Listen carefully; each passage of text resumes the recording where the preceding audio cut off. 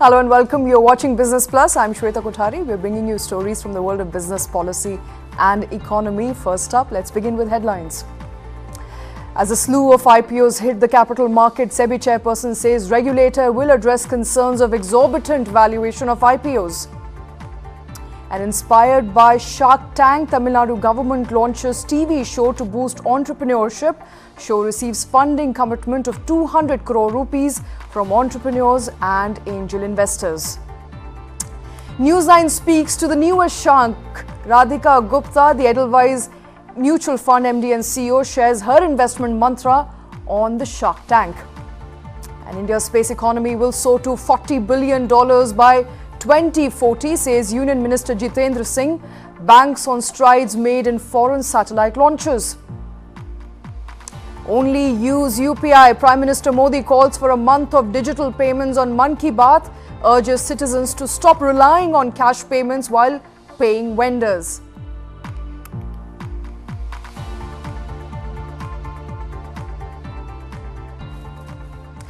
All those stories right here on Newsline. Good morning. With me is Kartik Malhotra as well as Suyash. Gentlemen, for a change, starting with the two of you this morning, but let's have Suyash the first go. Suyash, run us through all the markets development over the course of last 1 week. Let's give our viewers a roundup first.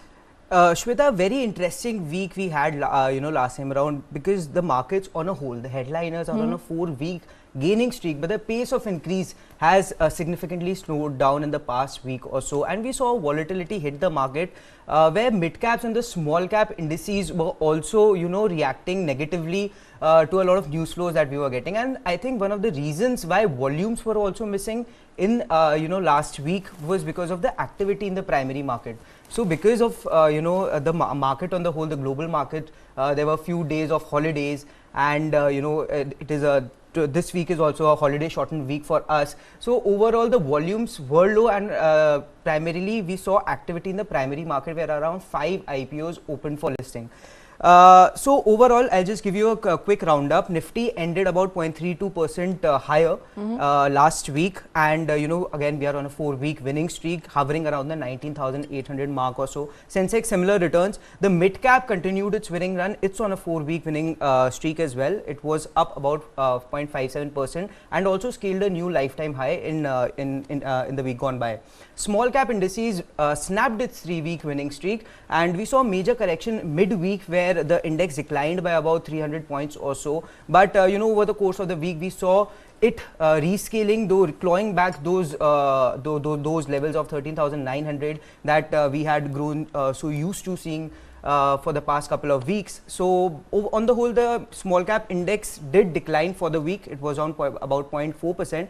The banking index I included here because that was one which everyone, market participants were concerned about. The banking pack was the only index that has not scaled a new lifetime high since July of this year, and every time we have been hitting that 46,000 sort of levels, we have seen a correction of about 1,500 to 2,000 points on every instance. But in the week gone by, the market Nifty Bank, which was holding above the 20 daily moving average and the 200 daily moving average, it slipped below that on an intraday basis, but recouped all those losses on the weekly expiry day and ended below that. And since that, we have been on a 2-day gaining streak. So the banking pack has reclaimed 43,700 levels for the first time in over a month. And the reasons why we're doing a markets roundup for the benefit of our viewers, markets are closed this morning. Happy Guru Nanak Parv to all those celebrating at this point. Before we move on, what were the big headliners for the week gone by? Shweta, certainly. So of course we had 5 IPOs that opened for subscription last week, and then taking some cues, the three horsemen, as the market likes to call them, the bond prices, the dollar index, and your crude prices, they did not move much. Crude has been hovering around that $79 to $80 a barrel mark for the entire last week. We saw an intraday dip I think on Tuesday's session last week, where we heard news that perhaps OPEC is not gonna or is gonna delay its production cut meeting. and because it could not convince certain African countries. Because of that we saw a dip, but market bought back all those intraday dips, and we ended around that $80 barrel mark on the whole. The bond yields, which have by the way slipped by about 60 basis points or so from their peak of about 5% or so, they are currently holding around a 2-month low of 4.4%, and your dollar index is at a 2.5-month low, and it's has seen it's around at 103.4 levels or so. And again, moving to this week, it's a holiday shortened week. Today is a holiday on account of Guru Nanak Jayanti, but we have a lot of global cues as well as domestic cues to look for. Of course, November 30th we'll get the exit polls, and then there is the assembly election results that will come out next Sunday on December 3rd. Then we have the manufacturing PMI numbers coming out this week. We also have the second estimates of September quarter US GDP numbers that will come out, and perhaps give us some direction as to what the Fed's stance would become December policy meet. And then we also have the September quarter estimates for India as well. All right, all those big numbers are GDP numbers for Q2, I think, is something that everybody would be. The markets, have they factored that in already? Because there is enough commentary on a higher than expected growth for the September ended quarter as well. Has the markets factored that in already, sir? I think, Kartik, of course, they could have, because, markets, as we know, are forward looking. But the bigger cue, I think, is that, how fast or how slow the economy is growing, because that will give us cue to what the interest rate path for both RBI and US Federal Reserve is going to be. And that is what will be keenly eyed by the street as well.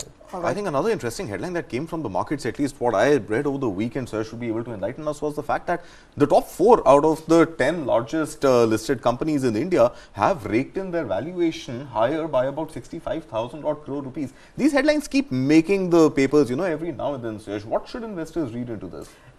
See, the last week or so, we have seen some bit of increased participation in a lot of these large cap stocks, and we have been talking about Reliance Industries perhaps making that technical breakout. We spoke about it a couple of weeks ago on the show, and since then the stock has moved. In the week gone by, it moved by about 1.6%. In the week prior, it moved by about 2%. So we are clearly seeing some sort of a technical breakout over there. Other other names that feature on this list, as you can see, HDFC Bank, ICICI Bank, they have been in a phase of consolidation for a very long time.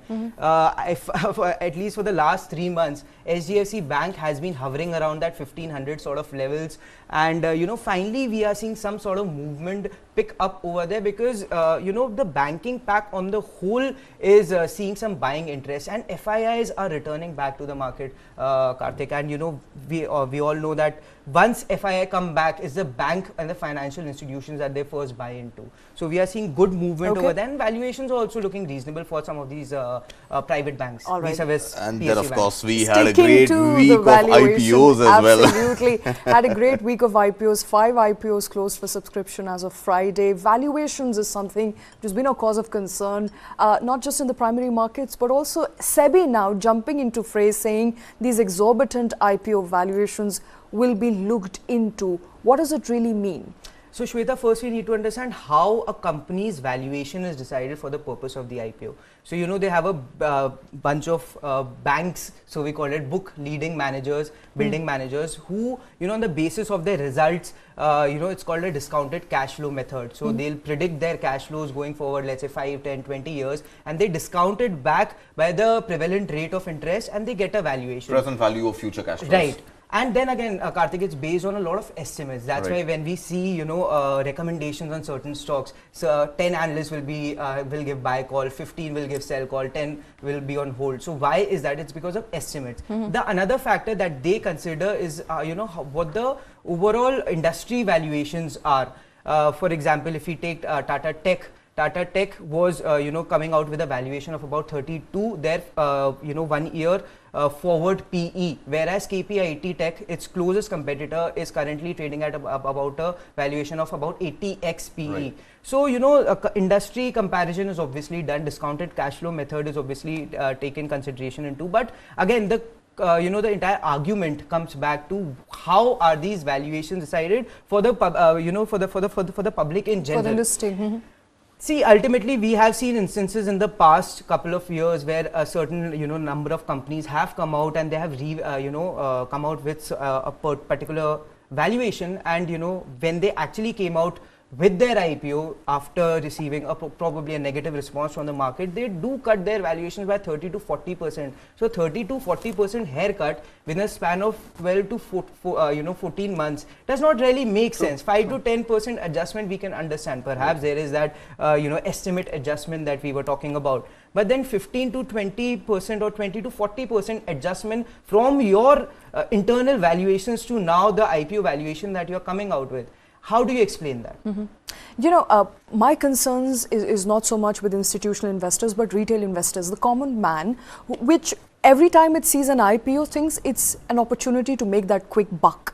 And they often get into IPOs without going into much of research, which is not advisable, by the way. But it is a cause of concern for the retail investors specifically, who perhaps don't know how to read the books of these companies as to whether they should make that investment or not. Certainly, Shweta, and I think the call from SEBI is that they are trying to protect the interests of retail investors who who are just reading those names, reading those headlines about subscription data. For example, Tata Tech received 2.6 lakh application record amount. So just on the basis of that, 2.6 lakh crore, the volume, and I mean, basis of that, if you are making your investment judgments. And what was the subscription? Oversubscribed some 70 times or something? 181 times, imagine. And that was the case for all, 5 IPOs came out last week. 4 IPOs were oversubscribed by 60x to 180x. Right. Fedbank was the outlier. It was subscribed by about 2x. Still 2x, right? Subscription, they are being oversubscribed. So, of course, there is a lot of interest from retail investors for these primary, for the initial listings. And SEBI is perhaps, trying to protect their interests and, asking the right questions. How are you getting to these valuations? There should be a certain mechanisms where, I'm not sure if the company would or would not disclose it, but there should be a certain mechanisms that should be put in place, or at least we should start the conversation about it. All right, the conversation is in fact started now with MADHABI BUCH SEBI chairperson speaking on record that they will be looking into the matter. Suyash, thank you very much for all those details. We're going to move on now to a story that is coming by the way of Shark Tank. There is not just a national level Shark Tank show, but also an upcoming show in the state of Tamil Nadu. And such is the interest around Shark Tank that this show in one state has received funding, or at least commitment of funding, to the tune of 200 crore rupees, Kartik. Fascinating, isn't it, Shweta? And we're really specifically talking about Tamil Nadu as a state, and there is, of course, the Startup TN, the nodal sort of agency body that looks into investments into the state, especially startup investments, is now coming up with a reality TV show, an inspired version of the globally hit and now in India, a super hit series called Shark Tank. And this particular show, which is referred to as Startup Thamizha, is actually a show which is going to see investments, like you said, to the tune of 200 crore rupees. And among the investors, you also have a very, very popular startup entrepreneurial face from the state, Dr. A. Velumani, the founder of ThyroCare, who is now pledging to invest as much as 50 crore rupees himself on this platform. Now, what is it that Tamil Nadu really wants to achieve from this particular show? I think we all know for the longest time that Tamil Nadu has been one of the most attractive destinations for investments in the manufacturing side, right? Now, manufacturing, of course, being a capital-intensive business, has seen, thanks to the policies and thanks to the environment available in the state, we've seen manufacturing and overall contribution of the state of Tamil Nadu to India's GDP almost double digits. It's upwards of 9%. Yet to reach the 10% mark, but upwards of 9% is the state's contribution. But I think the state also feels now is perhaps the right time to ensure that there is also a startup culture that gets fostered within the state. And for this, I think one of the ideas, there would be many, I'm sure, but one of the ideas on the table right now is to go ahead and start a reality TV show where there are going to be as many as 50 applicants, 50 participants, 50 budding startups who will come on a reality TV show and pitch their ideas to sharks or or to jurors out there who are pledging to invest as much as 200 crore rupees. So that's the sort of capital available on a live TV, not live, it's going to be recorded, I'm sure. In February. Yeah, I mean, it goes on the floors in February. I think a television partner is still being scouted. We don't know where it's going to get streamed or aired or both, as the cases may be. But 200 crore rupees up for grabs on this Tamil Nadu version of Shark Tank. You know, it reminds me of these invest in Gujarat, invest in UP, invest in Tamil Nadu sort of conferences where government itself takes proactive measures to get investors in. And this time around, Tamil Nadu government asking for entrepreneurs to submit their application for the Tamil Nadu specific show for Shark Tank. The difference there being, Shweta, that in all of these conferences, you actually see a lot of MOUs get signed. Absolutely. Right. But how many of those MOUs get converted into contracts? How many of those contracts get finally trickled down into real investments coming into the state, real manufacturing activity or industrialization really happening in the state, is something that data has never been very, very, forthcoming on. We don't know out of the hundreds of crore rupees worth of MOUs, how many of them actually got converted into creating jobs and into creating, economic growth engines within the state. But here, 200 crore rupees up for grabs, 50 startups, and there should be some real, opportunity to milk this new platform available and create this startup culture from the state. Absolutely. Wonderful, wonderful opportunity for entrepreneurs in Tamil Nadu at least. But speaking of Shark Tank and staying on Shark Tank, you had an opportunity to speak to one of the upcoming sharks of Shark Tank India, the nationwide show, Radhika Gupta. Radhika Gupta. Before we play up that conversation that you had, it was very interesting. I got an opportunity to listen to the entire conversation twice, as a matter of fact. What were your big takeaways on what is she going to be investing in? What are her interests like? So I felt, Shweta, obviously it was a very, very, fun conversation as well as a very enlightening conversation. But what really stood out for me was that here is somebody who is coming to invest on the show from her own money, not from the money of Edelweiss Mutual Fund, in her own personal capacity, with the expertise and with the experience and with the knowledge of market-driven evaluation of companies, rather than startups or angel investors who look at growth at all costs. I think here is somebody who will understand the PE ratios better. Here is somebody who will understand that unit economics at some level, not immediately, perhaps not in the first 6 months, but at some point, unit economics, the pathway to profitability has to be very clear for businesses to survive. So I think Radhika Gupta was absolutely clear on this eye on profitability path and eye on unit economics, while also understanding the startup culture, because she said that she has pretty much been what we refer to as an entrepreneur, not an entrepreneur, an entrepreneur in her organization, which means while using somebody else's capital, she's had the freedom to build businesses and to build the Edelweiss Mutual Fund business to the level where it is today. And she continues to lead it as the MD and CEO. Right. Here's my takeaway from that conversation. She did build the business, but it wasn't initially profitable. So she also underlines how businesses may not be profitable from get-go. So you've got to be patient. So hence the pathway to profitability, the route, the runway to profitability, rather than profitability from day one. Right. And I think that sort of differentiates her from other VCs or other investors who want to pump in great amounts of capital but just want the companies to grow at all cost. And I think one final takeaway very interestingly was when I asked Radhika Gupta that are we going to see you take board seats? She didn't answer that directly, but she said that the one commitment she's definitely willing to make is the commitment of her time. And it's going to be one of the very, very vital tools that any young entrepreneur out there to start a new business, getting access to time from Radhika Gupta and getting a peek into her experience, her knowledge, her insights into how companies should run should go a long way in helping them build their businesses. The time and of course the expertise of someone like Radhika Gupta up for grabs as far as Shark Tanks is concerned. Let's quickly play up that conversation.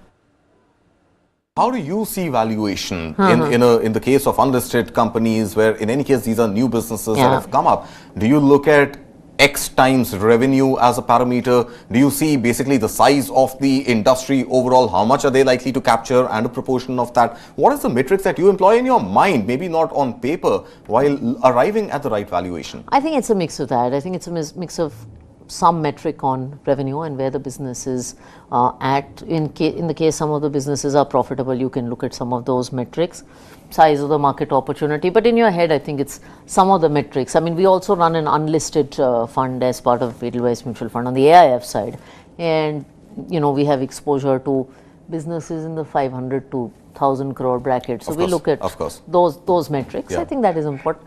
I think the fourth thing I should add is that on the show, and this is completely distinct from Edelweiss Mutual Fund, of course, I also want to deal with businesses that speak to me personally, where I can add some value.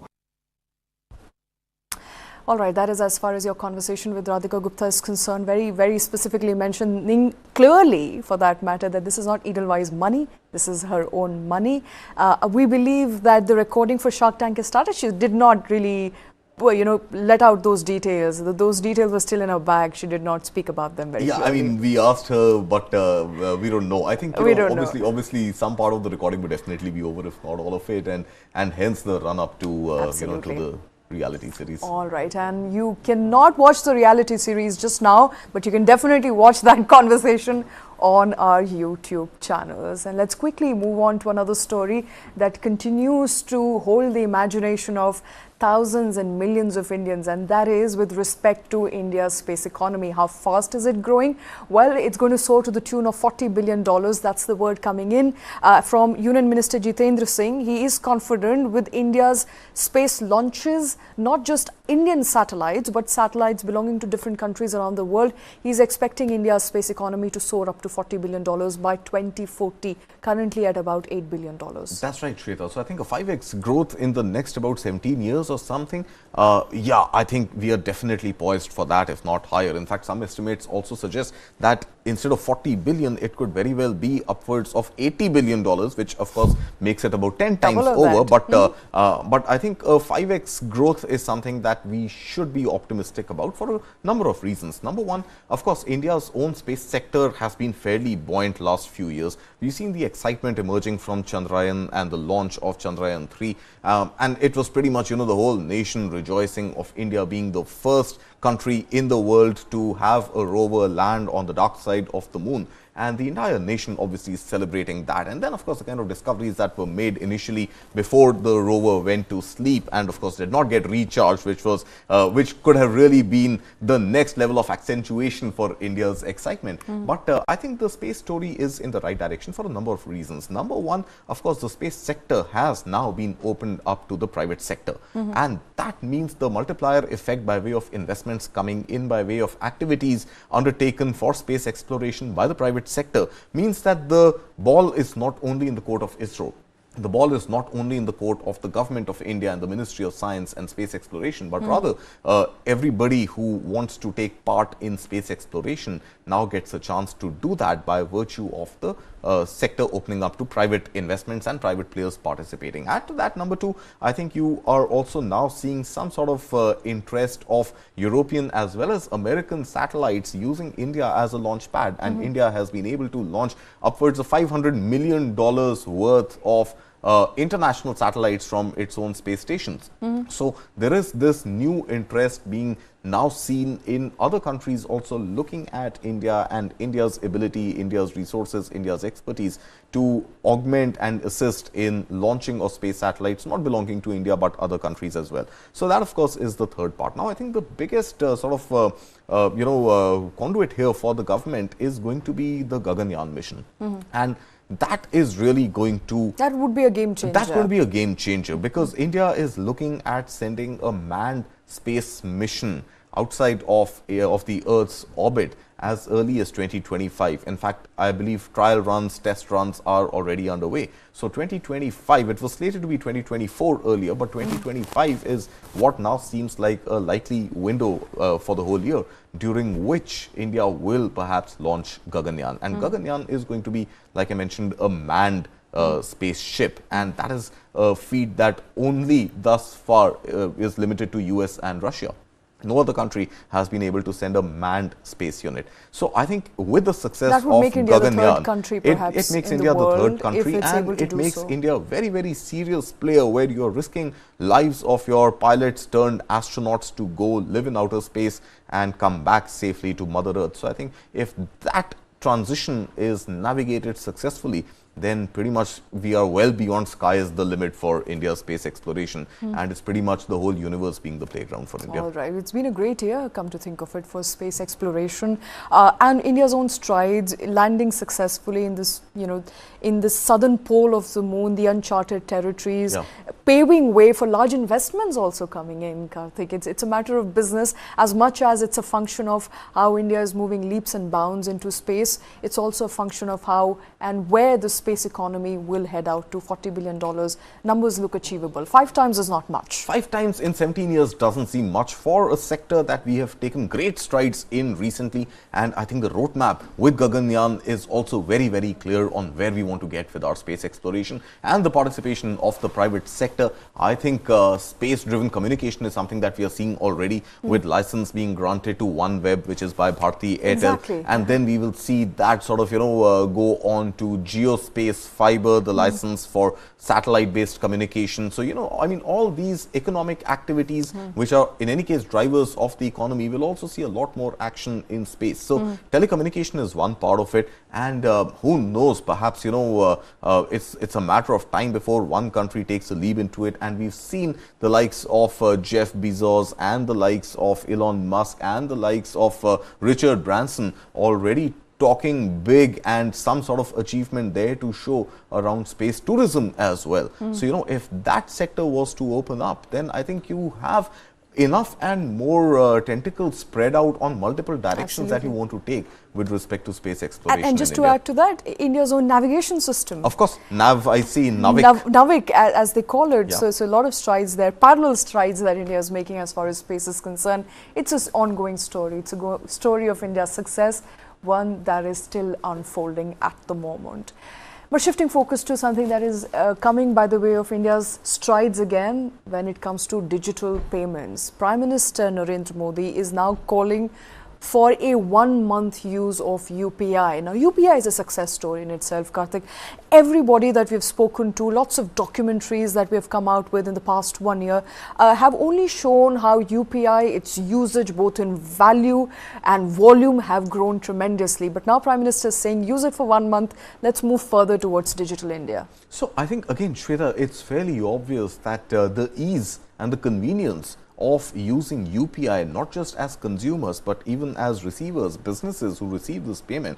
What is your investment? I mean, gone are the days. See, cash, of course, is a very different story. But I'm saying if you were to compare the digital products itself between a UPI and, let's say, a point of sale machine for accepting debit credit cards, the big stores obviously have the option of both. But I think Prime Minister's message there on Mann Ki Baat, which aired yesterday, was fairly clear that UPI is something that every kirana store, every street vendor, practically anybody who's selling anything in India can. So it's completely democratized digital payments. And the Prime Minister's plea that for 1 month, ditch cash completely and just go for UPI will also go some distance in telling people and making people aware who are not already aware that UPI is actually, applicable, available across the board. So the plea comes at a right time also because we are just out of the festive season and the Indian economy has seen upwards of 40 billion rupees worth, 40 lakh crore rupees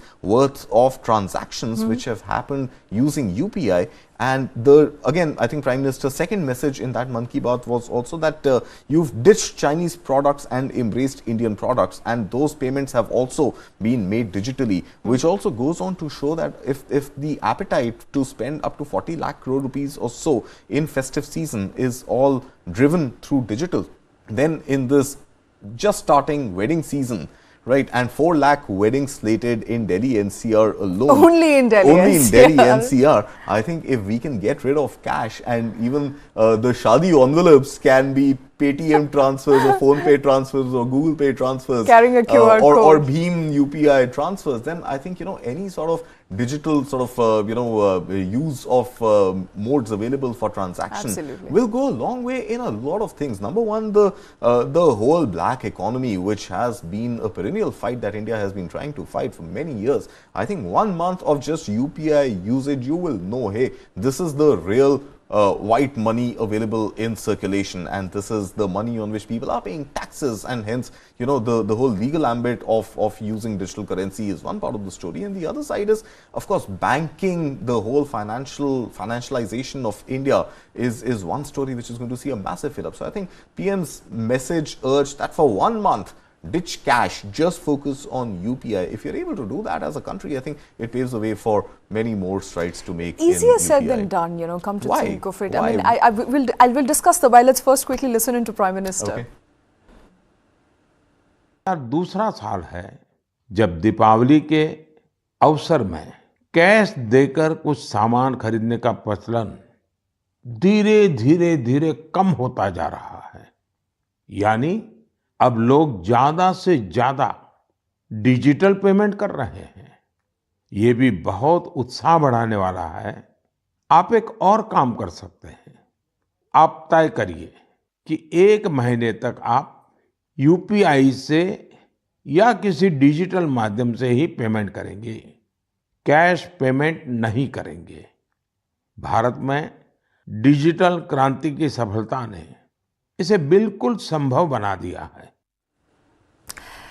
Call for UPI payment, avoid cash payments. I'll tell you why, it is difficult. It is difficult because money, physical money in hand is convenient still to a lot of people, number one. Number two, let's not forget, we are still a country with massive corruption, and corruption is only possible through, actual real currency exchange. I still have, and I hear of incidents when a traffic cop stops you. You don't want a challan, you pay him 500 rupees, 1000 rupees, they get rid of the challan and it's all settled then and there. Where do you account for when it comes to this money? They're not going to give you their UPI, QR Shweta, code. those who want to hoodwink the system, those who are in any case evading the authorities looking at them and hence prefer cash as a transaction.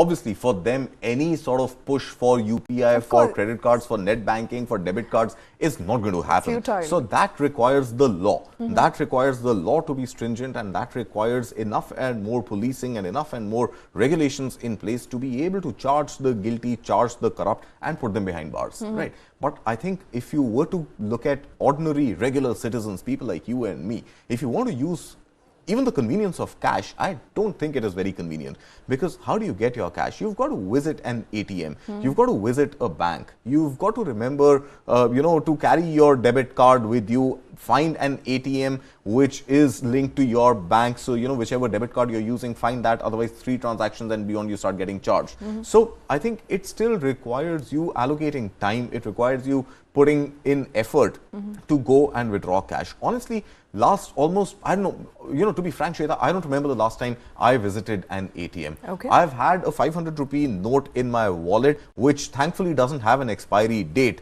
until it gets, or unless it gets demonetized again. But Yeah. I've been carrying that 500 rupee note in my wallet with no avenue to spend it. And that is just this one little contingency reserve that I carry, that just in case I'm out of network, my phone is out of battery, I need to make an emergency payment somewhere, I have that cash. But otherwise, I think with UPI, there is no comparison between the convenience that UPI offers and the inconvenience that cash as a transaction commodity offers today. So if you've got network, and look at the number of smartphones that Indians have, look at the number of internet connections in India.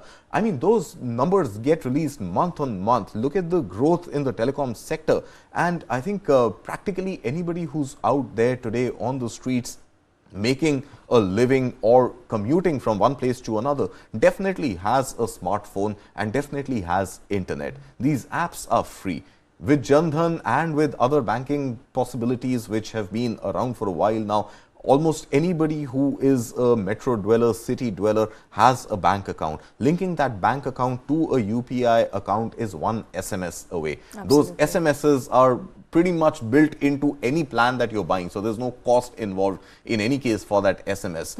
And even if you're on the prepaid, I don't know what the rates are today, it'll be a rupee at most, right? So that 1 rupee can link your bank account with a UPI enabled app, and you never need to visit an ATM again. And any street hawker, any vendor to any restaurant that you go to, I think UPI is available. Those little QR codes stuck to these little triangular looking plastic cards are available all over. In fact, not even that, people just slap on multiple UPI stickers on the walls of their shops. And I think there is no comparison between UPI and cash, if you ask me. All right. And if you are convinced with Prime Minister Modi and Kartik's pitch, use UPI. I hope you're convinced, use UPI as the mode of payment. But before we close this bulletin, remember COP28, Conference of Parties, representatives of various nations as well as authorities of around the world who are worried about climate change will gather in Dubai from 30th of November onward. Prime Minister Modi is going to be there as well.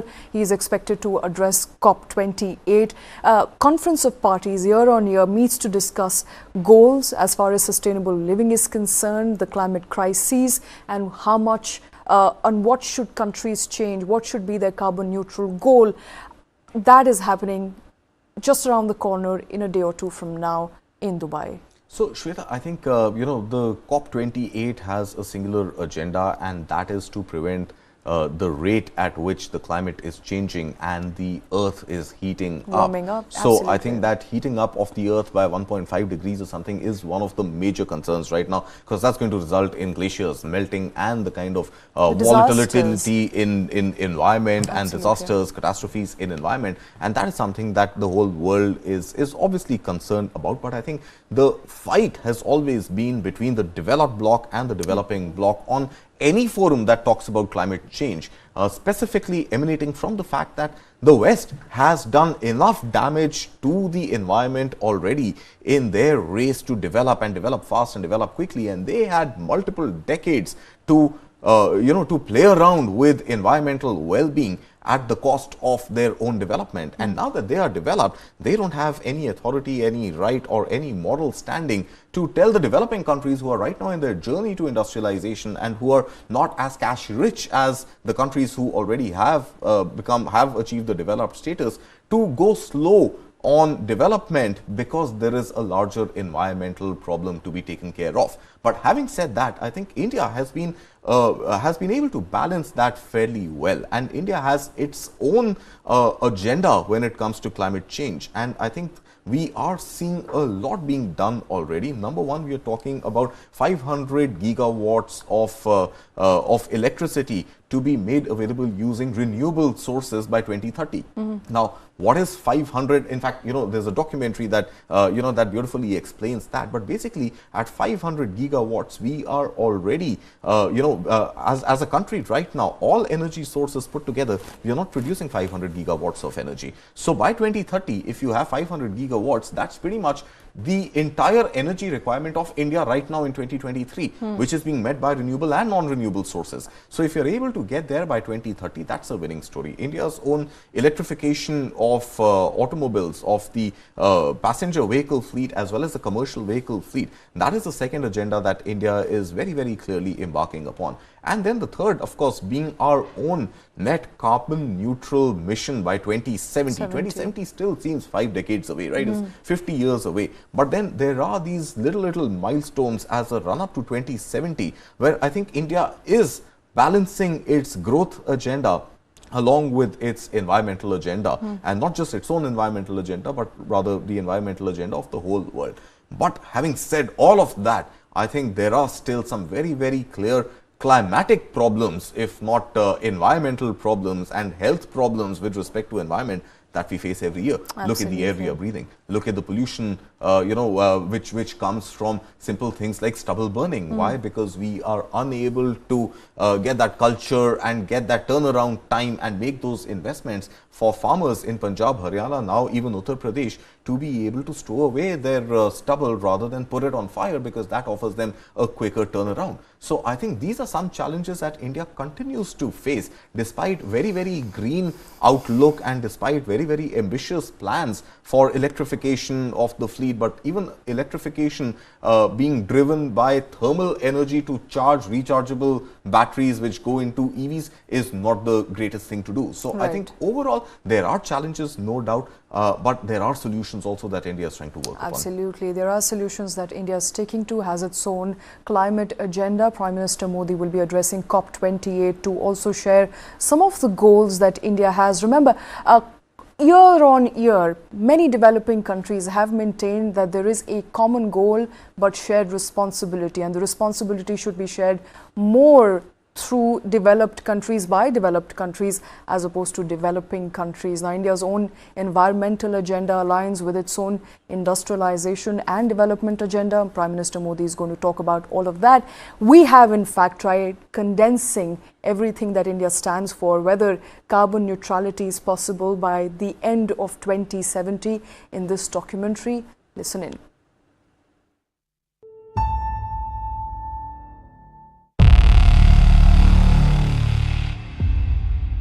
For us, it's also balancing net zero and what needs to be done with that side with the fact that we need to build climate resilience. Especially in renewables, we have seen a lot of pension funds which require stable returns coming to India. वर्ष 2070 तक Bharat net zero का लक्ष्य हासिल करेगा।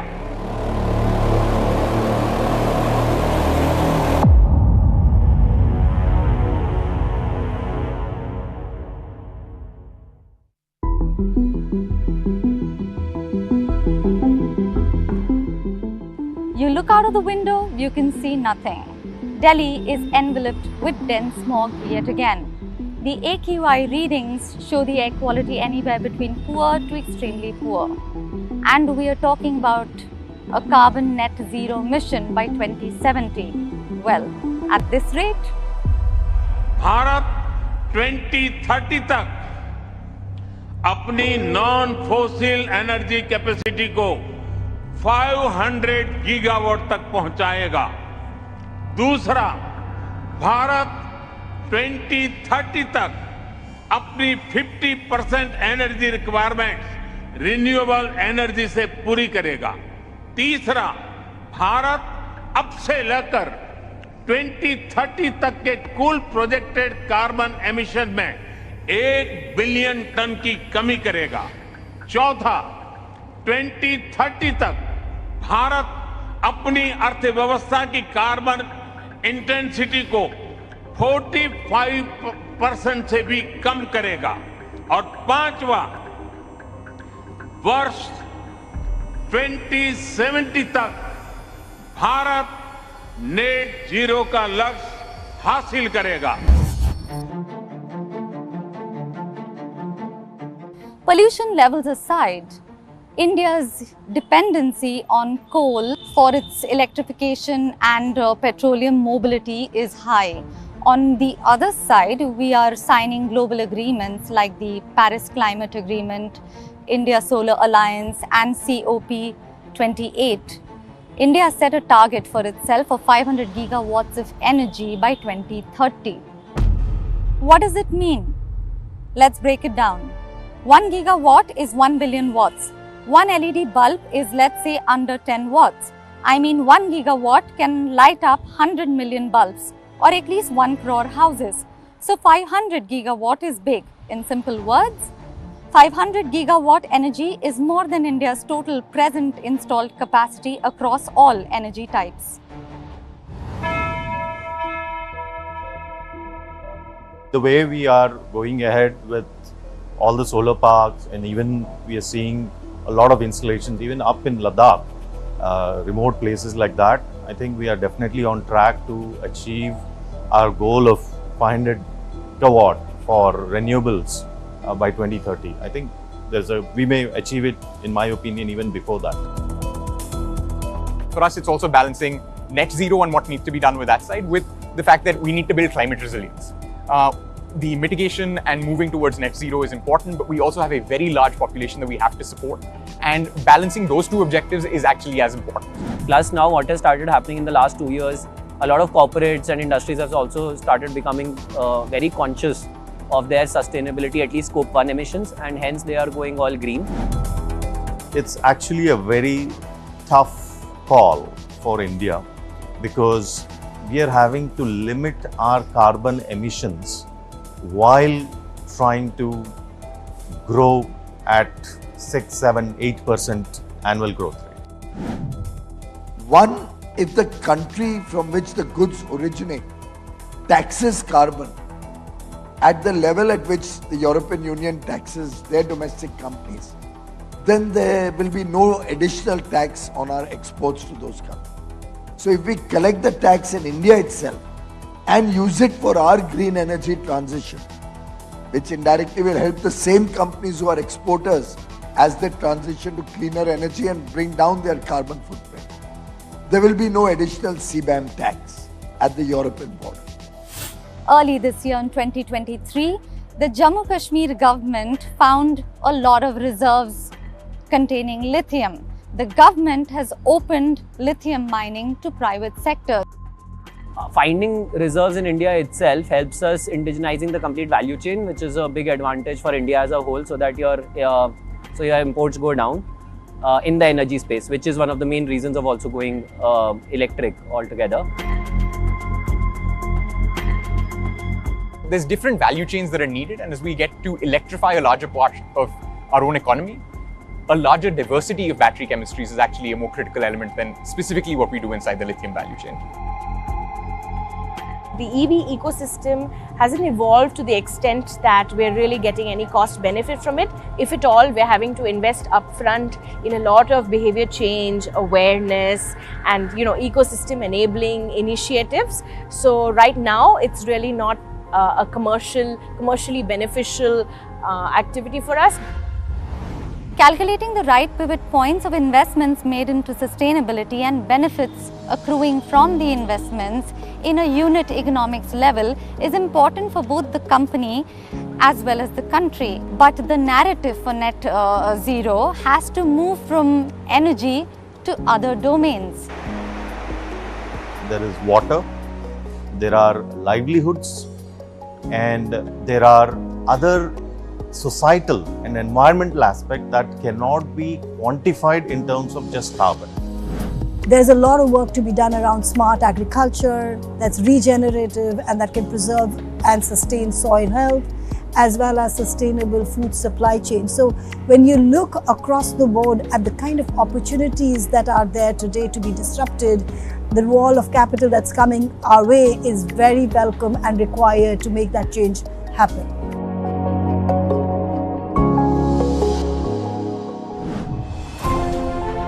Especially in renewables, we have seen a lot of pension funds which require stable returns coming to India because of the abundance of solar energy we have. Similarly, a growing economy, which is racing towards being the third largest economy in the world, offers a lot of investment opportunities to funds that are there abroad, pension funds, sovereign funds. We are already seeing them active in India. The clean tech space has been attracting a lot more capital in the last few years. If you look at where the space was from an India landscape in 2013, 2014, there was only a handful of investors even looking at any of these spaces, be it water, be it agri, be it what solutions you could be looking to take on climate change. If you look at the numbers from agri-tech specifically as a domain, you were looking at sub $10 million going in 10 years ago. Now, as you're looking at the value chain, you're looking at close to $500 million that would have gone in the last year or so into these value chains. So from a VC structure perspective, most VC funds, ourselves included, you're looking at a VC fund structure where inherently the fund life is looking at a 10-year life. That includes the time where you'll be identifying these companies. So on average, you're looking to be involved with a company for 5 to 7 years. There is certainly a wall of capital coming into the clean tech, climate tech space, not just in India, but across the world. And it will continue to flow. There are several opportunities where capital is needed. The low-hanging fruit is around renewable energy, alternate forms of energy, energy efficiency. Alternate energy will solve India's current account deficit by almost 3% of its GDP, largely accounting fuel imports. Electric vehicles powered by the Mined in India lithium batteries are likely to solve problems of future mobility, whereas clean tech funding that will be coming in will sort out problems for carbon emissions. The moot question of 2070 remains: who is likely to solve the problem about clean air? On a local level, that question is still to be answered.